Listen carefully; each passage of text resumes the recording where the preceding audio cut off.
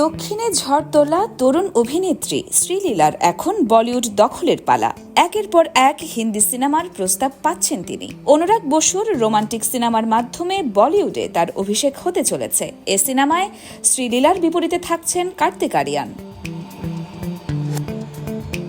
তবে এখানেই শেষ নয়, বলিউডে আরও বড় চমক আনতে চলেছেন নির্মাতা রাজ শান্ডিল্য, যিনি এর আগে ড্রিম গার্ল ও ড্রিম গার্ল 2 এর মতো ব্লকবাস্টার সিনেমা উপহার দিয়েছেন।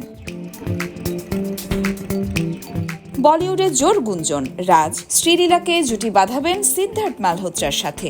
যদিও ছবির নাম বা অফিসিয়াল ঘোষণা এখনো আসেনি, তবে ইন্ডাস্ট্রিতে খবর এটি হতে চলেছে একটি পূর্ণাঙ্গ বিনোদনধর্মী ছবি, যেখানে থাকবে রোম্যান্স, কমেডি ও ড্রামার সংমিশ্রণ।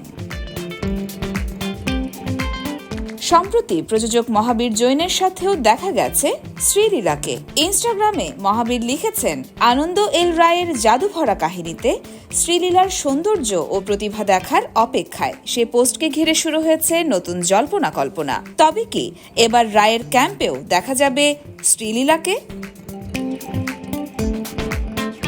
বর্তমানে শ্রীলীলার হাতে আছে বেশ কয়েকটি প্রকল্প, মাস উত্তরা, পরাশক্তি ও লেনিন। অন্যদিকে সিদ্ধার্থ মালহোত্রা ব্যস্ত রয়েছেন পারাম সুন্দরী ছবির শুটিংয়ে, যেখানে তার বিপরীতে রয়েছেন জাহ্নবী কাপুর। পাশাপাশি সিদ্ধার্থের ঝুলিতে রয়েছে আরেকটি ছবি, বন।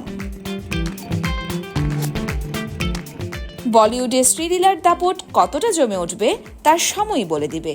তবে একাধিক শীর্ষ পরিচালকের আগ্রহে বোঝা যাচ্ছে, এই দক্ষিণী রূপসীকে ঘিরে আগামীর হিন্দি সিনেমায় বড় কিছুর অপেক্ষা রয়েছে।